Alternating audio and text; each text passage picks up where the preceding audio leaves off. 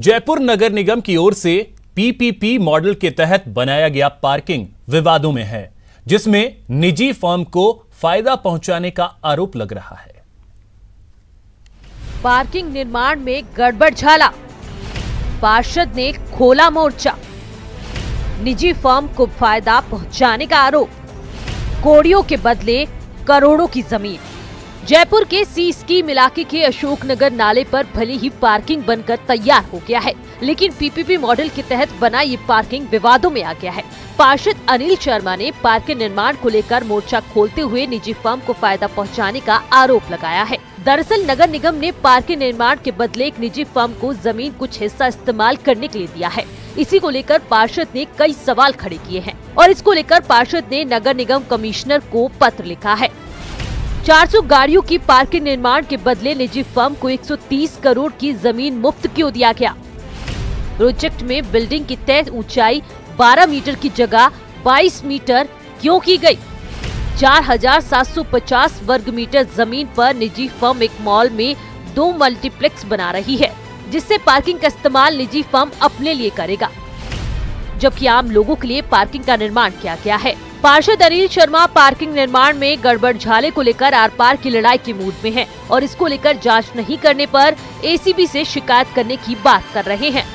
तो समझ नहीं आता, लैंड भी होने की हो गई, पार्किंग भी होने की हो गई, मल्टीप्लेक्स बनाने की तैयारी है, उसके अंदर उसको 95 ईयर्स के लिए लीज पे दे रहे हैं।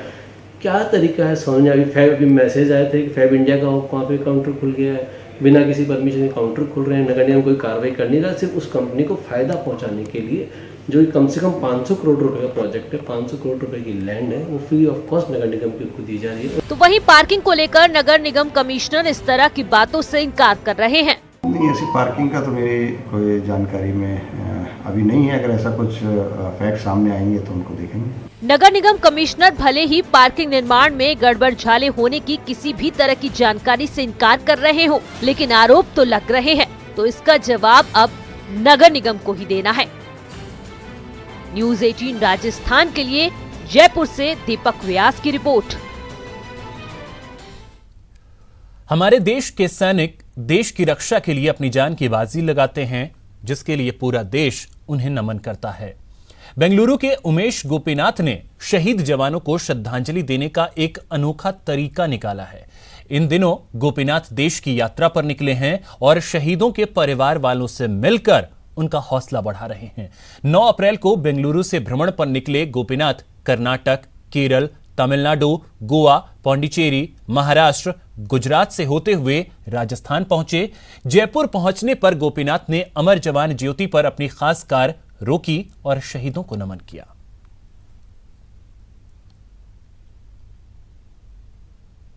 जितने भी पुलवामा शहीद, कारगिल और जितने भी police department, CRPF, arm forces के जितने भी शहीद हैं, सबके मैं घर पर जा रहा हूं और उन शहीदों की मिट्टी लेके 14 फरवरी 2020 जो पुलवामा का 1 साल है, वो एक शहीद स्मारक बनेगा ये शहीदों की मिट्टी का, और सभी राज्यों और संघ राज्य क्षेत्र में जा रहा हूँ। ये मैसेज है कि हम सब एक हैं, अखंड भारत है, एक हिंदुस्तान है, यूनाइटेड इंडिया है और शहीदों की वजह से हमको ये आज़ादी मिली है। जयपुर की राजस्थान ललित कला अकादमी में आज 3 दिवसीय राष्ट्रीय समकालीन चित्रकारी शिविर और कला वार्ता का आयोजन किया गया। कार्यक्रम में आर्ट गैलरी को भी प्रदर्शित किया गया। कार्यक्रम का उद्घाटन आरबी गौतम ने किया। कार्यक्रम में मुख्य अतिथि शैल चोयल और भवानी शंकर प्रख्यात कलाकार रहे।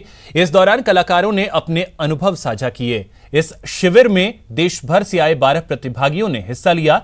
इस शिविर के जरिए प्रसिद्ध कलाकार डॉक्टर M.K. शर्मा को श्रद्धांजलि दी गई। डॉक्टर सोमेंद्र शर्मा जी की स्मृति, उनके जन्म दिवस के उपलक्ष्य में ये आर्ट शिविर कर रहा हूँ। इसमें देश भर से 12 कलाकार आए हैं, जो आसाम, हैदराबाद, पुणे, पठानकोट और बाकी कलाकार जयपुर से हैं। राजस्थान एम्बुलेंस कर्मचारी यूनियन की राज्य सरकार के साथ शेष रही 2 मांगों पर हुई वार्ता बेनतीजा रही। चिकित्सा एवं स्वास्थ्य विभाग के एडिशनल चीफ सेक्रेटरी के साथ उनके चैम्बर में राजस्थान एम्बुलेंस कर्मचारी यूनियन के प्रदेश अध्यक्ष वीरेंद्र सिंह शेखावत और अन्य पदाधिकारियों के बीच ये वार्ता हुई। वार्ता बेनतीजा रहने के बाद शेखावत ने कहा कि कल राजस्थान उच्च न्यायालय में इस फैसले से अदालत को अवगत कराएंगे। चालू हुआ था उसके अंदर जो सरकार द्वारा कर्मचारियों को वेतन बढ़ाने का और आज में ड्यूटी करने का जो कैलकुलेट आज की जो वार्ता थी वो एक तरह से असफल थी और कल हमें उच्च न्यायालय ने बुलाया है।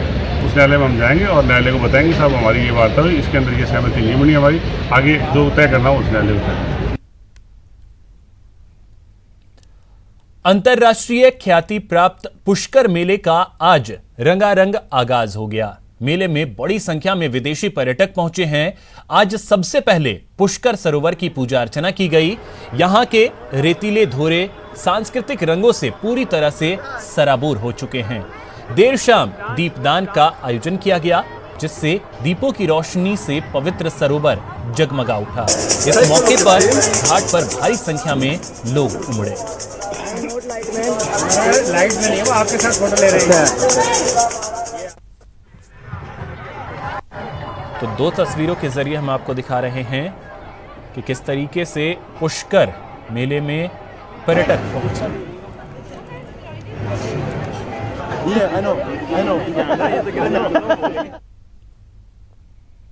फिलहाल इस बुलेटिन में इतना ही।